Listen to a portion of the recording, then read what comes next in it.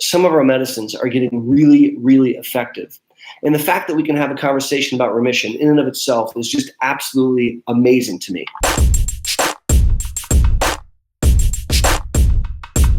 Howdy. Thanks for learning about MS with me, Aaron Boster. Today's topic is going to be on the highly effective disease-modifying therapies. So I'm going to be talking to you about Tysabri, Ocrevus, and Lemtrada. I'm going to share with you how those drugs work. I'm going to share with you efficacy, what makes me think that they're highly effective, and things that we need to be looking out for. So I'm going to launch in to the first of the highly effective DMTs. Now, in 2019, there are multiple MS medicines, which is a godsend. There's probably like 18 different formulations of various FDA-approved MS medicines that are available. And that's a lot of medicines. And they're not all equal. Some of the medicines can achieve goals better than others. And I think that some of the medicines are what I would refer to as mildly effective. I think some of the other medicines are moderately effective. And I think a couple of the medicines are highly effective. And I'm going to focus the next several minutes of our lives together talking about the highly effective medicines. Now, I actually have a video on this channel that I did a couple months ago where I shared with you straight out what I think is mild, moderate, and highly effective. So if you would like to look up that video, it'll spill the beans on my opinions about where I rank these medicines. But today, I'm going to talk about the three medicines that I consider to be highly effective. And those are the three monoclonal antibodies, the three infused drugs. Names are Tysabri, natalizumab, there's Ocrevus, which is ocrelizumab, and there's Lemtrada, which is alemtuzumab.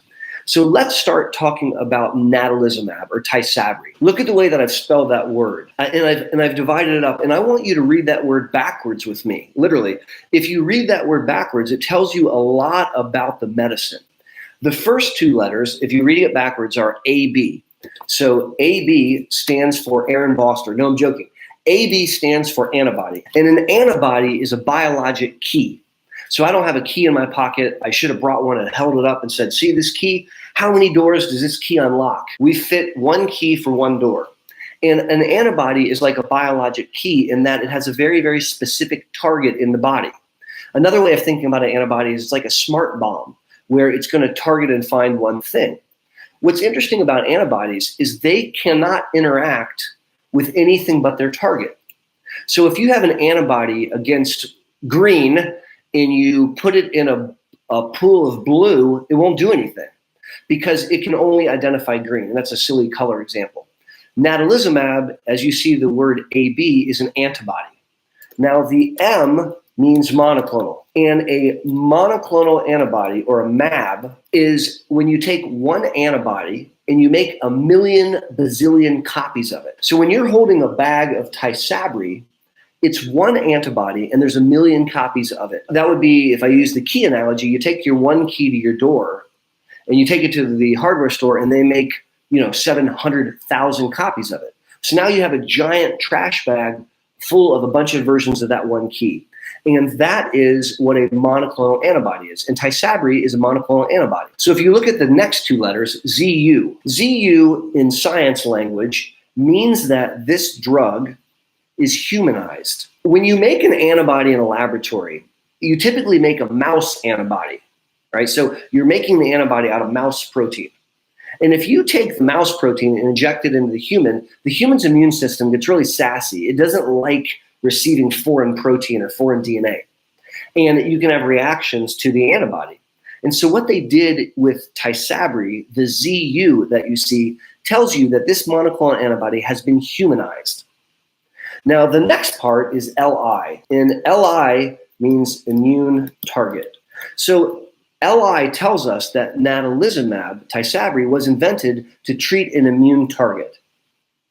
And so that's really kind of a cool thing. Natalizumab is one of very few drugs that was originally invented to treat MS.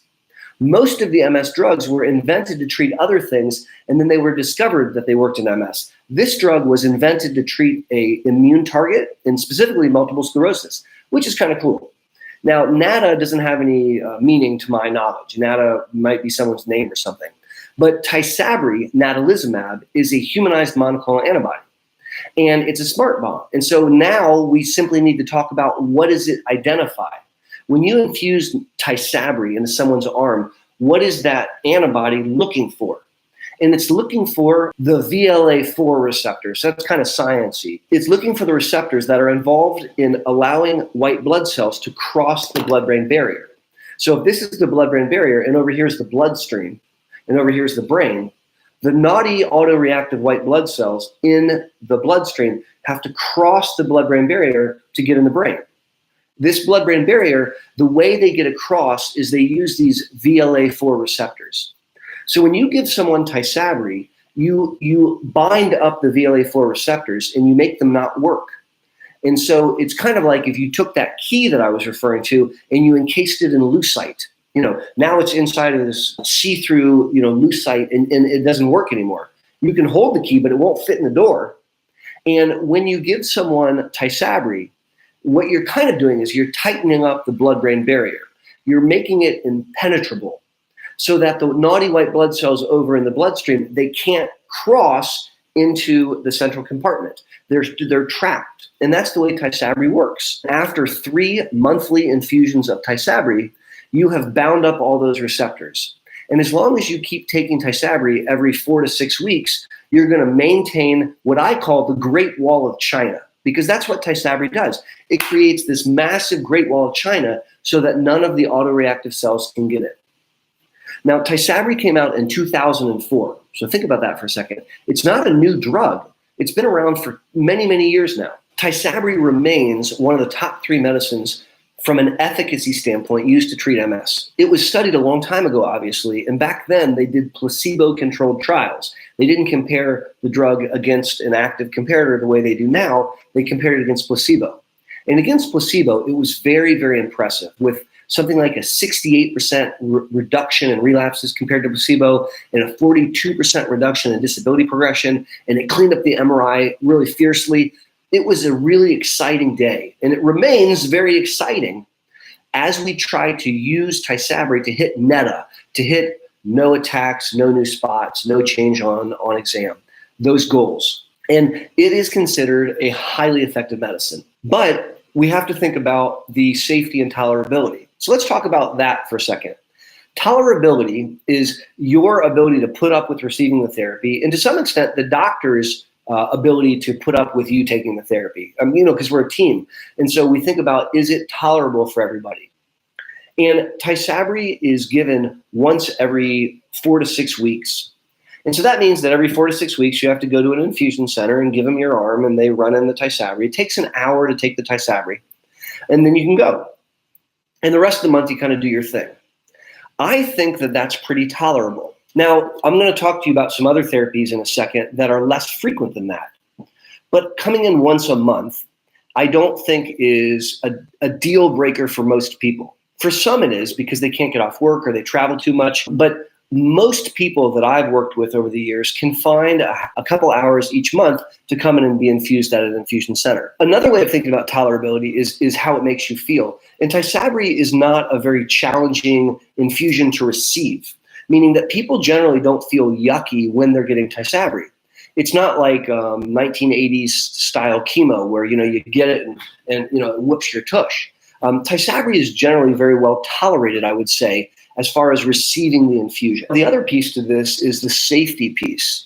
And Tysabri is processed by the liver, and so my partners and I, we check liver enzymes once or twice a year, but it's really not something where we see problems with liver or kidneys or other organ systems. There's really one major concern or safety concern as it relates to Tysabri, and that's a risk of an infection, PML.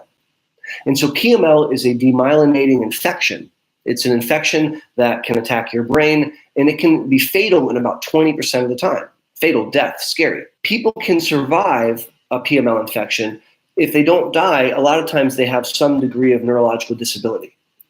I have a couple of videos on the channel where I decode the JC virus antibody test, and I teach you about PML. And so I'm not going to jump into a long discussion about that. I'll just say a little bit. When we are considering putting someone on Tysabri, we have to think about a couple things. Number one, have they been exposed to the JC virus? And so you can actually check someone's blood and look for antibodies against the JC virus, and that's the JC virus antibody test. And if it's negative, that means that you haven't been exposed to the JC virus, which means in that moment you can't get the infection PML. It's kind of like saying if you haven't been exposed to HIV, you can't have AIDS. So we can test your blood and find out if you're JC virus antibody negative or positive. And if you're negative, then we feel confident that there isn't really a risk beyond a theoretical risk of getting PML. If you're antibody negative, we typically check your level or check to see every 3 months to see if you convert and become positive. And we don't really know how people contract JC virus. It may be through the air, but we're not sure about how we contract it. And there isn't really any precautions that you can take to prevent yourself from getting it. And the conversion rate from being negative to positive is somewhere about 5% a year. Some studies say it's higher than that, like upwards of 20% a year. But whatever the percentage is, we're still checking you. And we're checking every 3 months. And if you go from negative to positive, well, then that changes the conversation. Now, it is not a rule that you're not allowed to have Tysabri if you're antibody positive. And I bring that up because I've heard patients say, well, my doctor said I'm not allowed to have it because I'm antibody positive, which is false. It's not that you're not allowed to have it. It's not illegal. It's not unethical. But there's a risk associated with it. And that risk is of that fatal infection, that PML infection. And so the second thing we have to ask is if you're antibody positive, if you've been exposed to the virus, the JC virus, have you ever had prior chemo? So if you've had prior immunosuppression, CellCep, Imuran, if you've had Lemtrada or Cytoxan or RITUXAN, probably Ocrevus, if you've had these kind of immunosuppressants, it increases the risk of getting PML if you're antibody positive. And so we need to know, have you been exposed to immunosuppression or not? And that actually changes which tables we look at when we're calculating your risk. The third thing that we need to look at is how long you've been on Tysabri. And there are some tables, and I actually have put them in my video before, where I show you that each year on Tysabri, if you're antibody positive, that risk goes up a little bit. And so the first year, if you're antibody positive, the risk of contracting PML is actually really low. It's between 100th and 1,000th of a percent. It's kind of low. And it can go up. And the highest risk category that we've seen is a 1.3% risk. And that's someone who's a high positive, had prior chemo and a bunch of other, they've been on drug for several years. So that's those skinny on Tysabri. Lita writes in, Dr. Boster, have any of your patients ever had a case of asymptomatic PML? No.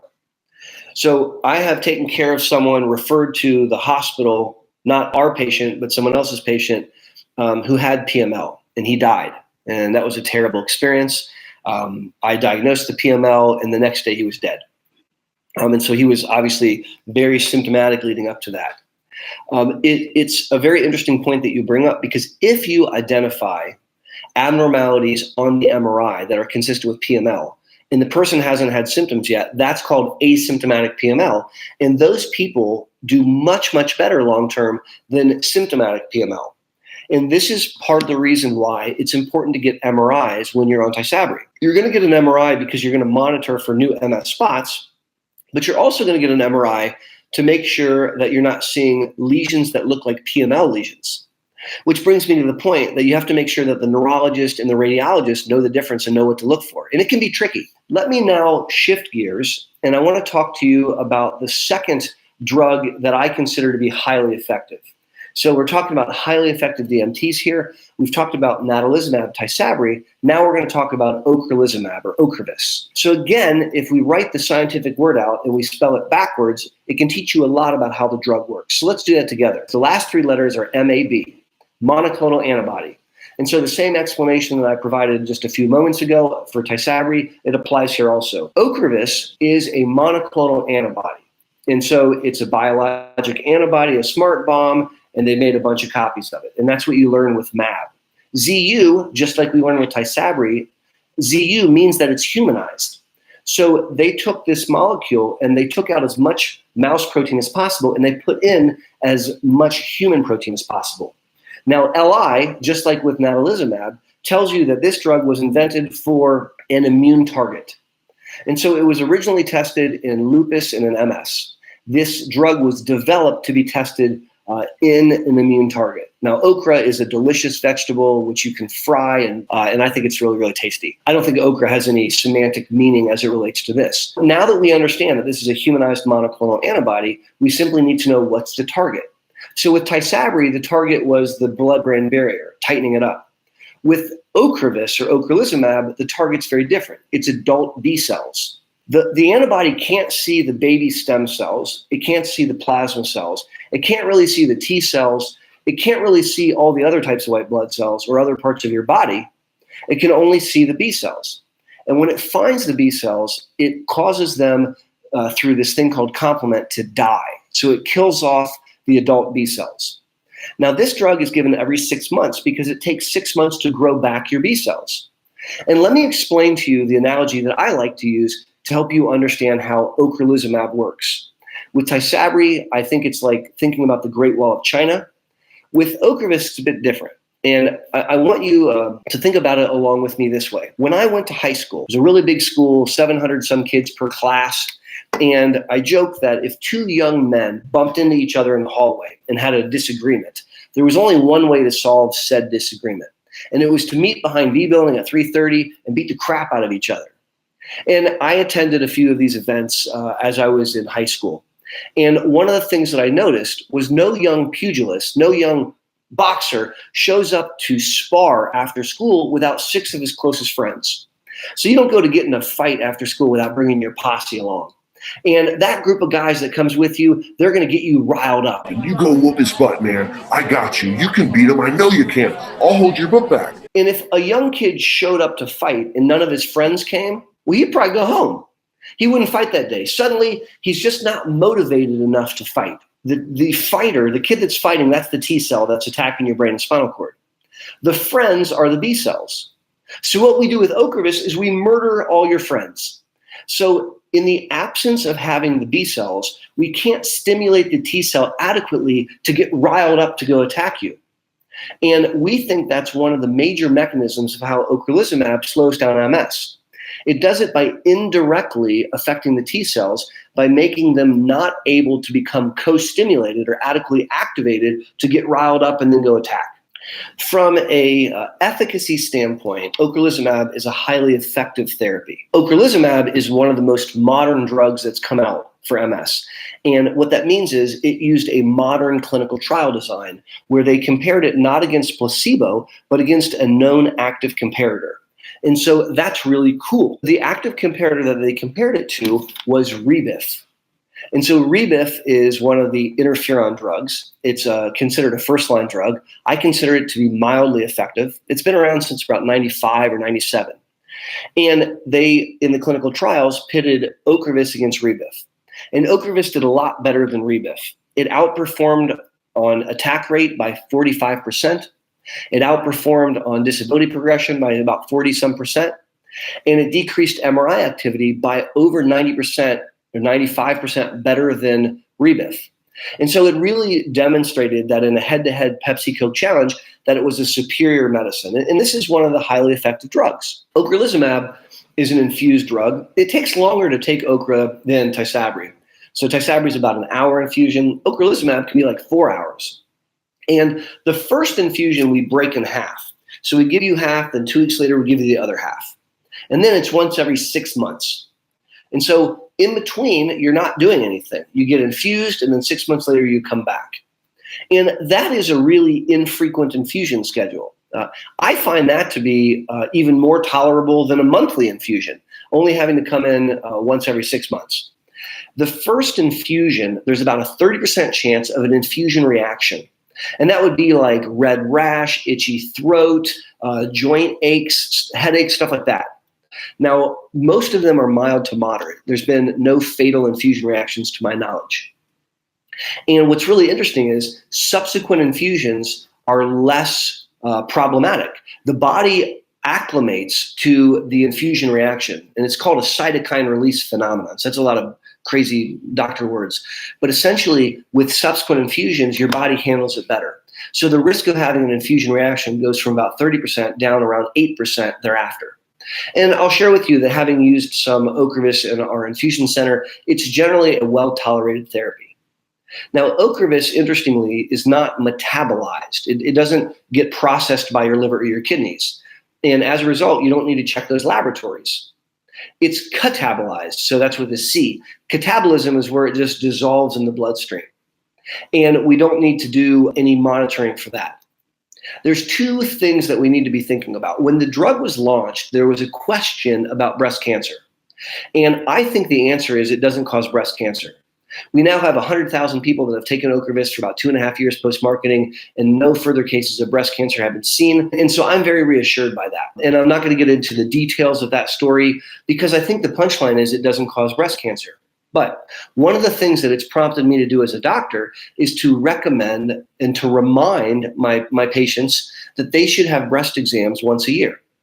And so I think that's just good management. And the reality is I'm not going to do breast exams on my patients, so I want to make sure that an appropriate doctor is. Not because I think there's an increased risk with Ocra, I actually think that's just good, solid medicine. If, God forbid, we were to learn years from now that there actually was a small cancer signal, my patients will have been monitored and screened, and that makes me feel reassured. The other thing that I want us to think about with Ocrevus is what it's doing is it's driving down some of the B cells, and we can see certain antibody levels drop a bit. And generally speaking, that is not a problem. Rarely, it could increase the risk of infections, specifically upper respiratory tract infections and urinary tract infections. And so the way that I tend to deal with this is if you're on Ocrevus and you're having recurrent infections, like in a year you have 4 bouts of bronchitis, God forbid, well, we're probably going to take you off that drug. Now, we can order some special laboratories and we can actually see your antibody levels. We can get a sense of have they gone low or have they not gone low. And so those are the considerations to ocrelizumab. It's a highly effective drug like natalizumab. So we talked about Tysabri. Now we've talked about Ocrevus. Question, Kim Kreider writes, any reason to change from RITUXAN to Ocrevus? So RITUXAN is another monoclonal antibody. So it's a biologic agent, it's a smart bomb, and it has the same target as Ocrevus. It goes after adult B cells. Now, the way RITUXAN kills adult B cells is slightly different than ocrelizumab. It does it slightly differently. And they're not the same drug, they're very similar drugs. RITUXAN's not on label for MS. And in most states outside of Colorado, it's really hard to get it paid for because it's off label. And therefore, the insurance payers are typically disinclined to cover it. Whereas Ocrevus is on label. I would say that medically, I don't know that there's a big difference if you're on one or the other as far as the outcomes. Now, we have way more data on Ocrevus. We know more about Ocrevus and how it works in MS. But that's a very interesting question. And if someone, for example, hypothetically was forced to switch from one to the other, I wouldn't be nervous neurologically that they were going to have breakthrough disease. So I hope that answers your question. That was a really good one. Thank you for asking. Here's a question. So Carla writes, is it common assumption that Ocrevus is a chemo drug? True or false? Could it be possible to feel better when you are closer to infusions since your B cells are coming back? So that's 2 really good questions, Carla. So Ocrevus is a monoclonal antibody, and it's not invented to treat cancer. So we wouldn't call it a cancer agent. Here's the issue with what we're talking about. We think of chemo typically as 1980s Cytoxan, which is like napalm and just lays waste to all the cells, chemotherapy. But in reality, increasingly, the kind of chemotherapy we use to treat cancers is biologic monoclonal antibodies, like the drugs that we just talked about. So is Ocrevus a chemo? No and yes. RITUXAN, which is a cousin of Ocrevus, very similar to Ocrevus, RITUXAN is used to treat certain forms of cancer.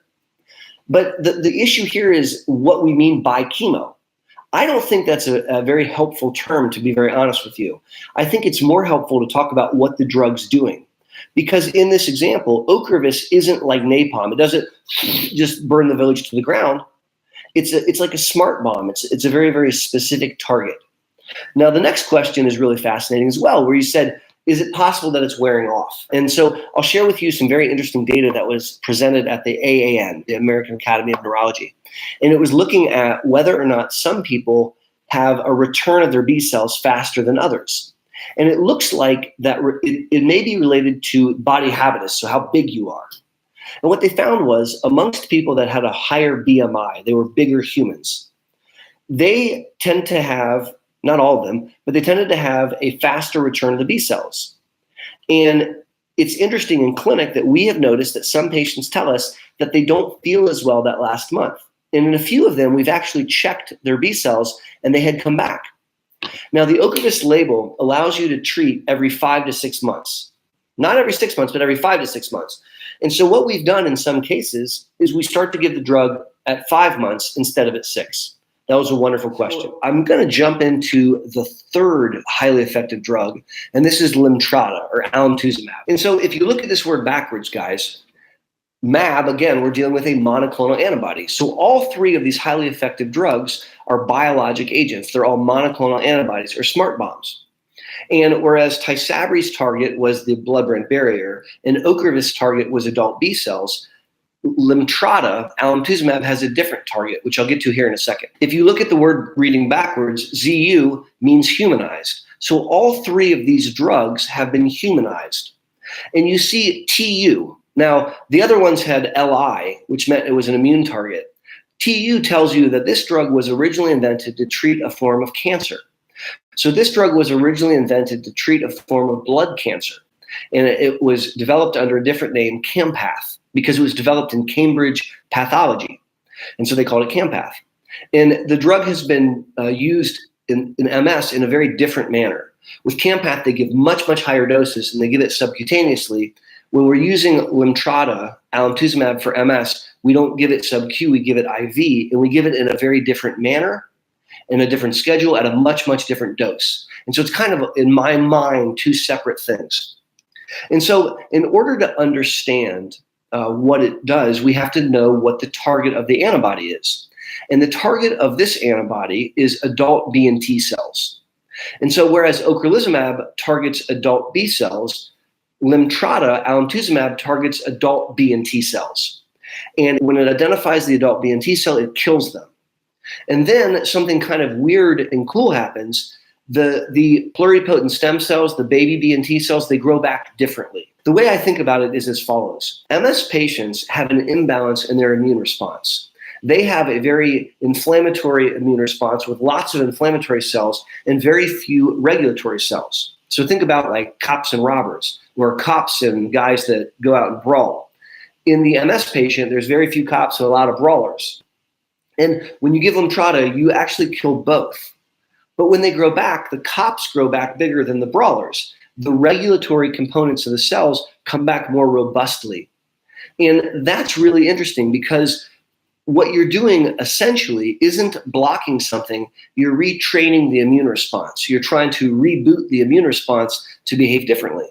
Which brings me to my first point, which is unlike Tysabri and Ocrevus, which are continuous therapies. You take Tysabri every 4 to 6 weeks, you take Ocrevus every 5 to 6 months. With Lemtrada, you take 5 days in a row, wait a year, and then you take 3 days in a row, and everyone gets that. And I refer to that as a complete induction, because that's what Lemtrada is. You're inducing the immune system to change. And we don't retreat you unless you have 2 new spots on an MRI or a new clinical attack. And so if you have 2 new spots on an MRI or a clinical attack after Lemtrada, then we discuss whether or not it's appropriate to give a 3rd course of Lemtrada.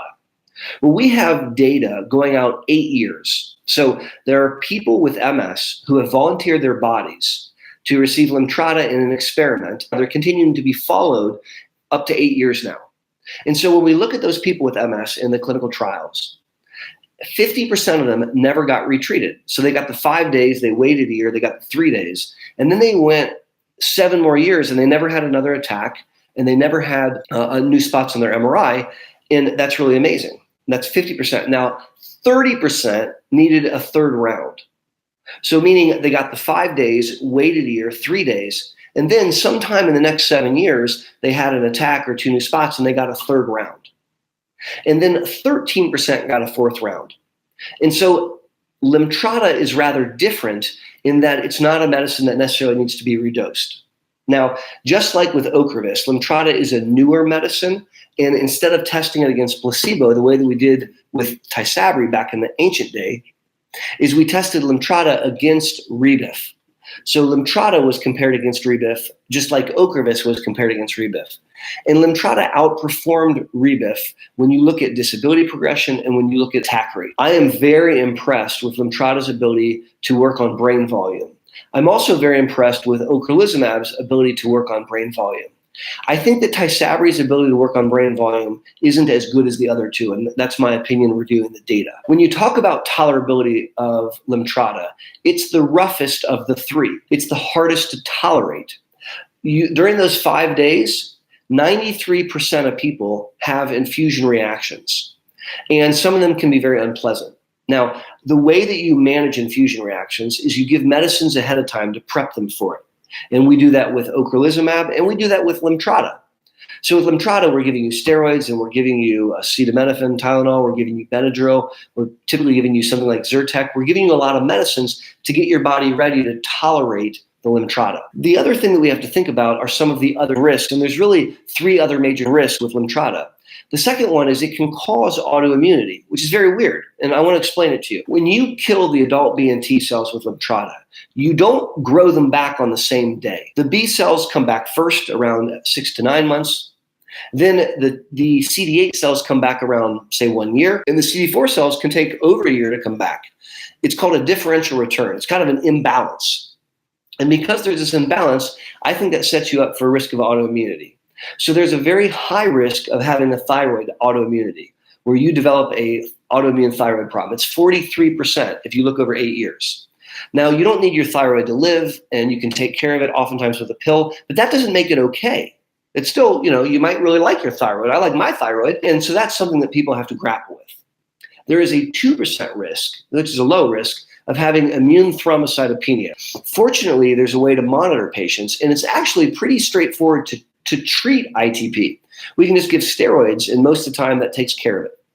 And that's one of the things we have to screen for. The third autoimmune condition is that of the kidneys. And there's a 0.3%, so a third of a percent risk of causing a kidney autoimmunity.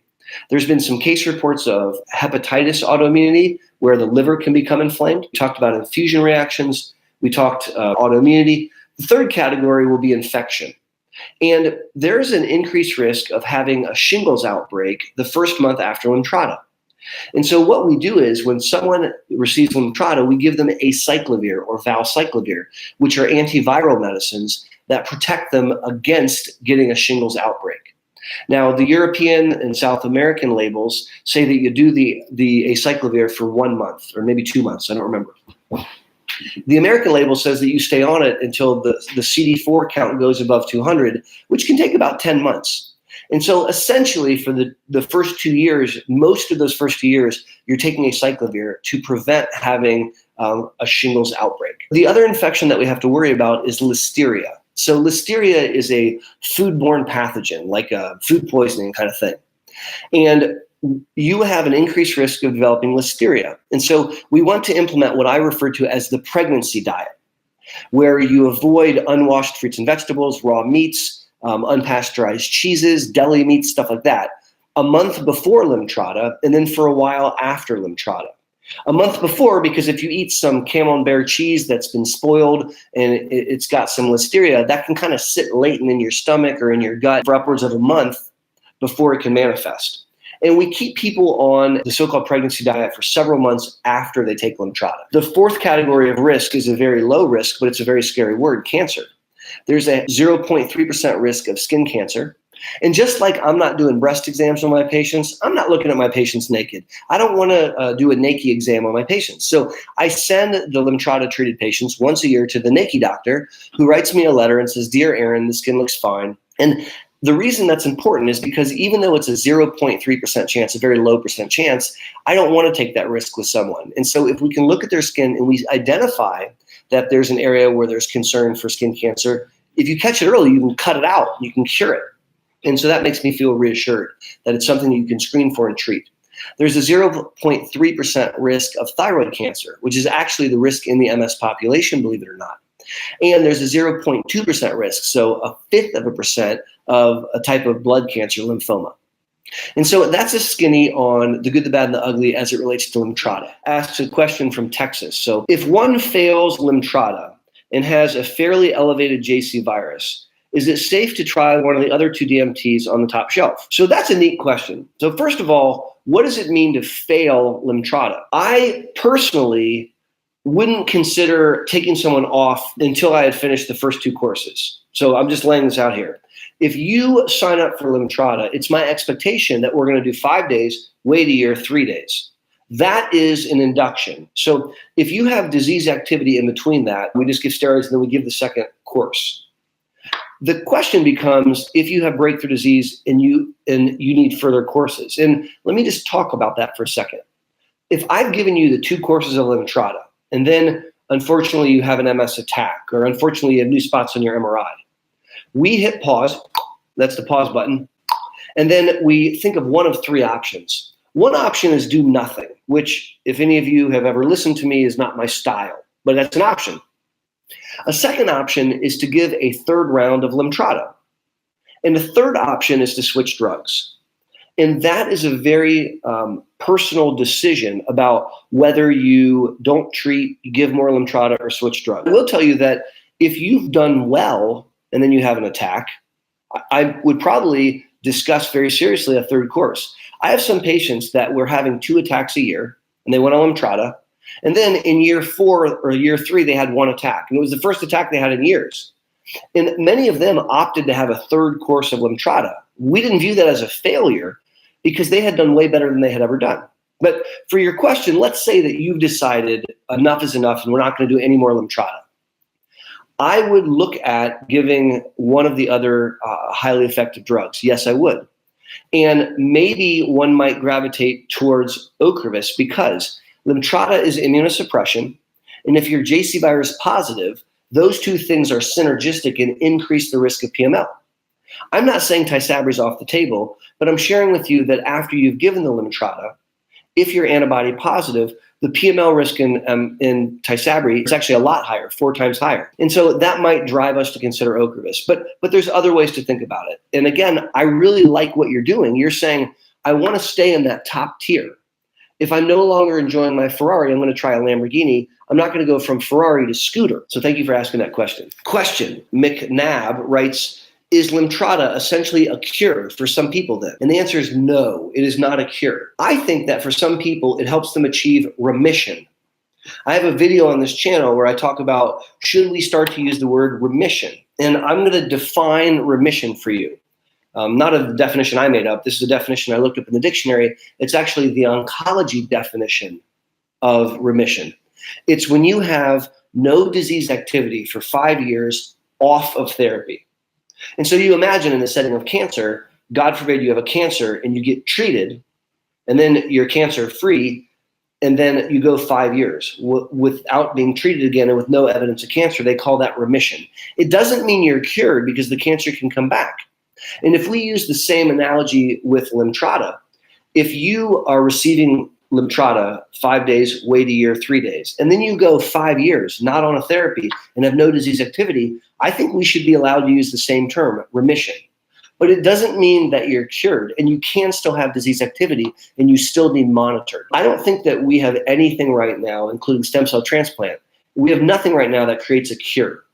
But I think that some of our medicines are getting really, really effective. And the fact that we can have a conversation about remission in and of itself is just absolutely amazing to me. And the focus of today's discussion is on disease-modifying therapies. And I went over 3 of the MS disease-modifying therapies, the 3 that, in my opinion, are the most efficacious. Talking to you about what they are, these monoclonal antibodies that have specific targets. Tysabri targets the blood-brain barrier. Ocrevus is targeting the adult B cells. Lemtrada is targeting the adult B and T cells. And we talked a little bit about the data supporting why they're highly effective. And I went over some safety and tolerability. So Haha Kitty MS, which is a pretty cool name, writes in from Florida. So hello from sunny Florida. What does mild global brain atrophy really mean? physically, mentally. I was moved from Tecfidera to Tysabri when my MRI indicated atrophy after 2.5 years. JC virus positive forced me on to Ocrevus in January. So what I'm going to interpret this question to ask is, what does it mean to have brain atrophy? So our bodies are programmed to get old and then eventually die. Everybody dies. And our bodies are programmed to kind of wear out. So an easy example is, as you age, your skin gets thinner. Like literally, like you have thinner skin. And as you age, you get shorter because the bones in your neck actually can shorten. And that's stuff that's kind of supposed to happen over time. And the brain is supposed to shrink. After the age of 18, there is a known phenomenon where brains slowly, a little bit shrink each year. But they don't shrink very much. In untreated MS, you can see brain shrinkage that's sometimes 10 times faster than the general population. Now, to answer your question, brain volume loss atrophy correlates with long-term disability, correlates with cognitive impairment, and correlates with physical disability.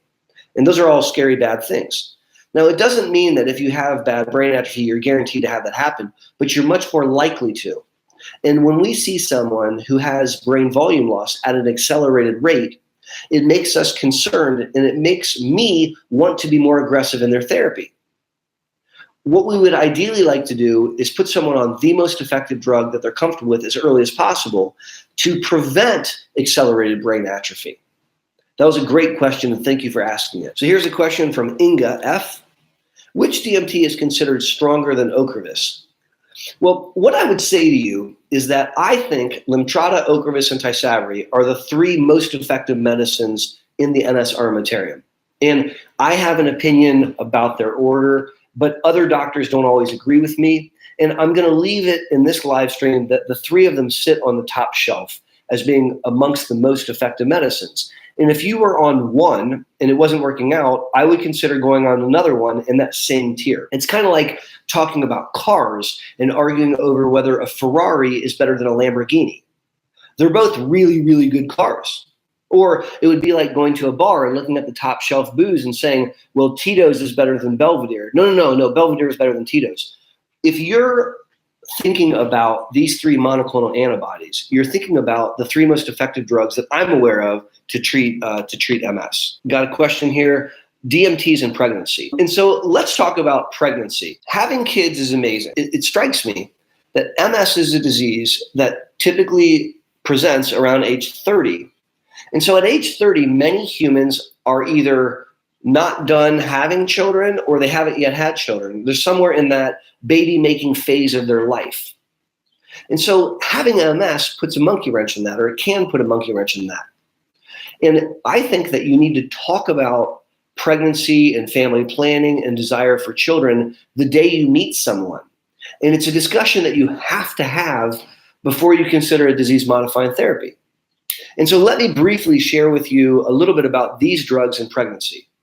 And I'll start off by saying the party line is not to be on drugs when you get pregnant. So that's the party line. And if you want to follow the party line, you can follow the party line. I'm going to share with you some modern thoughts and some of what we're starting to do in clinic. I have started to feel comfortable giving women on Tysabri the green light to get pregnant. And I have some patients who have opted to stay on Tysabri during conception and then during the beginning of their pregnancy. And we like to stop in the 3rd trimester for some particular reasons, but we keep them on for those first 2 trimesters. And that's something that's off-label, meaning it's not part of the government label, and it's something that requires the involvement of the family and the involvement of the obstetrician, and there's got to be a lot of talk and conversation. But the reason that we've done that with a couple people is when they came off Tysabri, all hell broke loose. And in the past, they've had devastating relapses associated with attempts at conception or after a pregnancy. And so we have a reason that we need to protect them and protect their brain against MS. And so that's a comment about Tysabri. Ocrevus is not a drug that we have a lot of experience with getting pregnant on. It's very interesting that RITUXAN, which is another B-cell killer, has been studied, has been looked at in lupus, which is another autoimmune disease. And in lupus, there's actually a literature that suggests that RITUXAN might be safe in pregnancy. But lupus and RITUXAN in pregnancy is not the same thing as MS and Ocrevus in pregnancy. And I don't want to just borrow that data. Presently, I'm not comfortable with someone staying on Ocrevus when they get pregnant. Now, Ocrevus stays in the human body after you take it for about 4.5 months. And so the way that I would do this, the way I've done this is, if you want to get pregnant, we give you the dose of Ocrevus, and then we practice conception with contraception. In other words, don't get pregnant yet.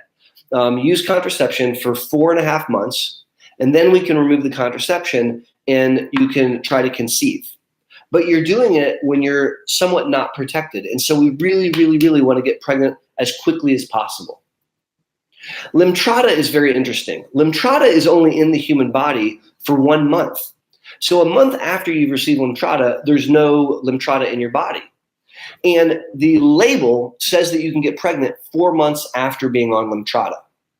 And so interestingly, we have used Lemtrada in women who want to have a family, who want to become pregnant, because it creates this really weird situation where you've been treated, and so the benefits are present, except there's no drug in your body. Because again, remember that there's this durable effect in the absence of treatment. 50% of people went out 8 years and never got retreated. And so it's a very interesting situation where you could conceptually or actually give a woman Lemtrada, and then after her 2 courses, she can go ahead and get pregnant and do it knowing that she's protected in her MS. So that's very interesting. That was a great question. Thank you for that. All right, here's a question from Mike. So Mike Frechette writes, in your practice, have you seen reductions in MS symptoms, such as leg stiffness and burning feet when on Ocrevus? Yes, I have. I can't say that I see it consistently, Mike, like everyone who goes on it has symptoms that resolve. But there is actual data in all 3 of the drugs of confirmed disability improvement, where people had improvements on their neuroexam.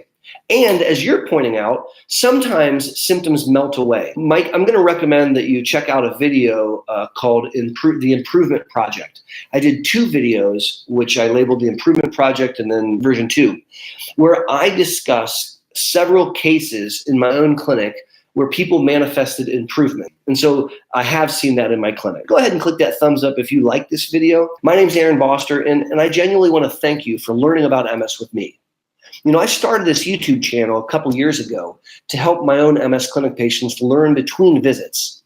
It strikes me that if I'm meeting with you every 3 months and we're spending a half an hour, that's not enough time to really up your game the way that I want it to be. I need to have more touch points to really educate about this chronic condition. And I think YouTube seems to be a really good format to do that. It's my hope that you guys learn and you're empowered and educated and you're energized by the content on this channel. Until my next video or my next live stream, this is Aaron Boster saying thank you for learning about MS with me, and until next time, take care.